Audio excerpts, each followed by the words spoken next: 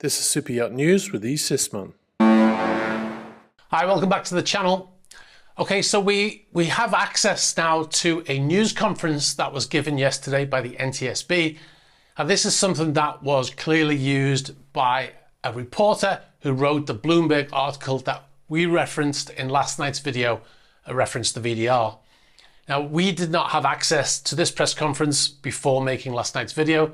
So what we're going to do today is, in this video, we're going to run a section of that press conference of a few minutes. It's a long press conference. And we're going to give additional information. We're going to pause the video and give additional information to explain how the report from Bloomberg omitted an important point made by the NTSB. Now, this means that something I said in last night's video was incorrect, and we'll address that right now. This new information actually clears up the speculation that the VDR may have been deliberately switched off or that data is mysteriously missing. Now, before we roll the tape, we've got a couple of things from the press conference to clear up some erroneous reporting from various different places. Last night, we said there was a discrepancy in how many crew were on board.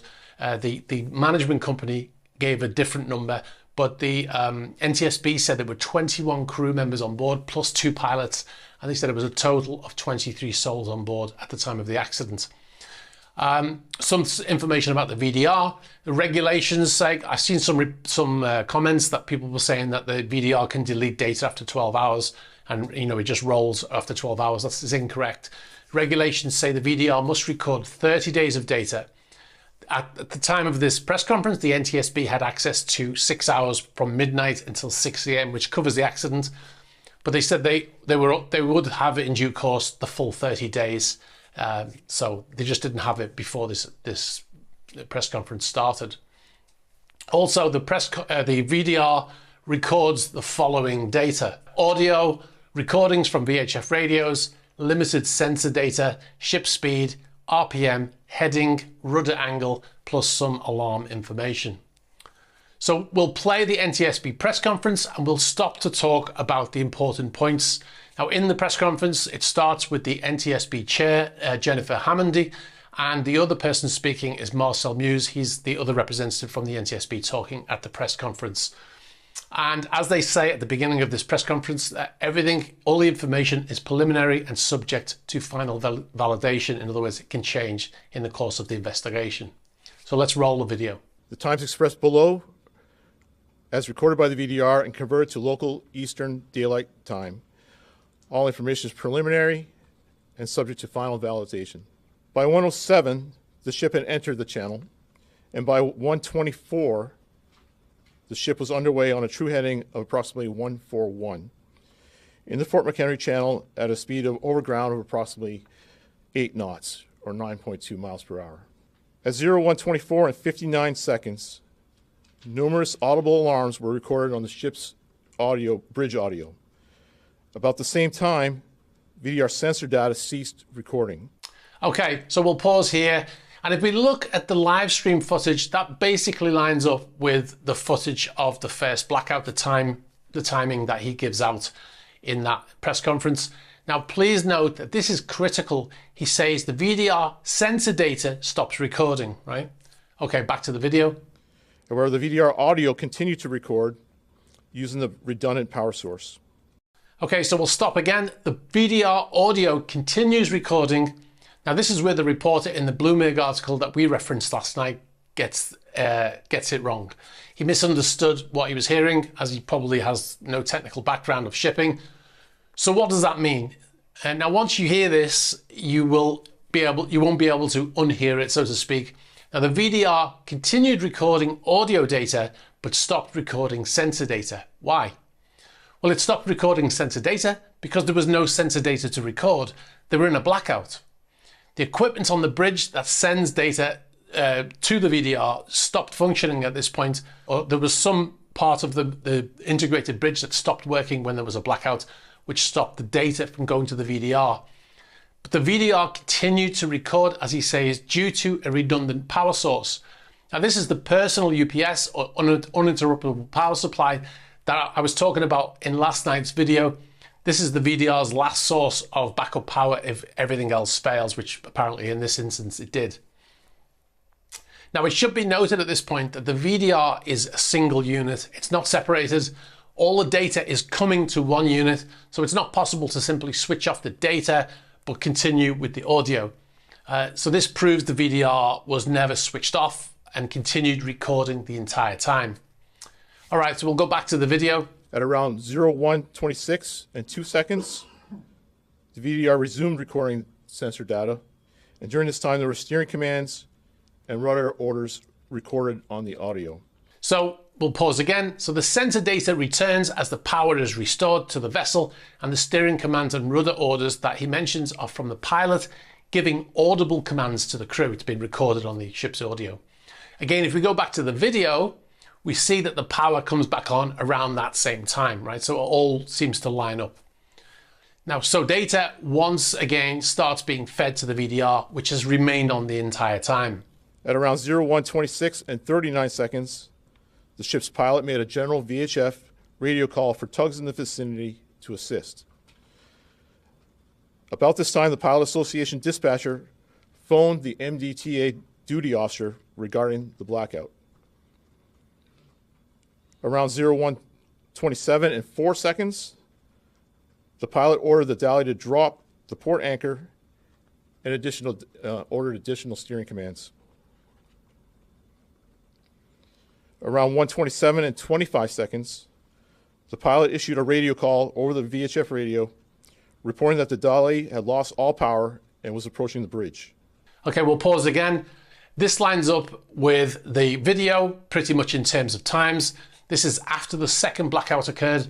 Again, in last night's video, the report we quoted from Bloomberg said the pilot made a call on HF. It's a small point, which I said was unusual because he should have been using VHF. Well, it would appear the reporter misheard that, as he clearly says the pilot called on VHF. This is why I always say that it's so vital that you always go to the source and not listen to others, because even if they don't intend to mislead you, they can mislead you if they give you the wrong information. Okay, back to the video. Around 01:29, the ship's speed over ground was recorded at just under 7 knots, or 8 miles per hour. From this moment until approximately 1:29 and 33 seconds, the VDR audio recorded sounds consistent with the collision of the bridge. Additionally, around this time, MDTA dash cameras show the bridge lights extinguishing. Additional analysis of the VDR audio and comparison with other time sources will be needed to determine the exact time of contact between the Dali and the bridge. At 1:29 and 39 seconds, the pilot reported the bridge down over the VHF radio to the Coast Guard. Okay, so I hope that clears up the misreporting in the press, and now you understand what was happening based on the information we've received from the NTSB, which is, of course, is based on the data that they've recovered from the VDR, plus AIS data, plus the video data. All right, so I'll move on to another thing that came up in the comments of last night's video. I talked about in last night's video, I said that the pilot is when he's on the bridge, he's in command over the captain. Quite a number of people disagreed with this. So I want to explain. Everything's not so black and white, right? Now, the captain is always ultimately responsible for his or her vessel. When the pilot is on board, they're working together to ensure the safe passage through the area for which the pilot is required to be on board, right? The pilot gives commands to the bridge crew, the navigational bridge crew on the ship, and they obey. Now, if a pilot gave a command that the captain deemed dangerous, of course, he could possibly say to the crew to not obey that command. Most likely scenario would be that the pilot and captain will have a conversation until they see things the same way. Unless this happens, it's effectively the pilot's bridge. Now, in my 20 plus years of experience at sea, I've seen some pilotages where the captain continues to give instructions to the helm and the pilot just stands and observes. This is usually when the pilot knows the captain frequents the area often and the captain is competent in that area. Now, however, if the pilot sees a mistake, he will offer a correction. Other pilots, they'll call the shots whilst on the bridge. So you can see, yes, the captain is still in charge, but the pilot is given commands. I'll give you an example, give you a metaphor. Driving on the motorway, highway, a cop pulls in front and tells you to follow him into a lay-by. So who's in charge? you still have control of your car, but you must follow the cop, right? Now, if the cop tries to guide you into the road of an oncoming truck, then of course you can stop, and you should stop, but the cop is in control. So let's go back to the transcript of the press conference.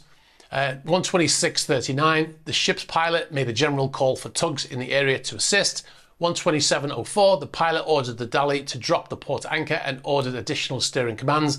127:25, the pilot issued a radio call over the VHF, reporting that Dali had lost all power and was approaching the bridge. So you tell me, who was in command on this bridge? So this is one of the reasons that we have pilots, because their local knowledge will expedite things in an emergency, right? He knows exactly which radio frequency to be on. He knows who to call. He knows the quickest things. He knows the best way to navigate that passage that he's in. Unfortunately here, because of the power loss, they didn't have the ability to avoid the impact with the bridge. All right, if you want to go to the source and watch the full press conference, I'll put a link in the description. It's on the NTSB website. So, all right, guys, thanks very much for watching. I hope this has helped you understand things more. And yeah, I hope it helps to get rid of a lot of these nonsensical conspiracy theories that are out there currently. All right, guys, thanks very much for watching, and I'll catch up with you soon. Bye-bye.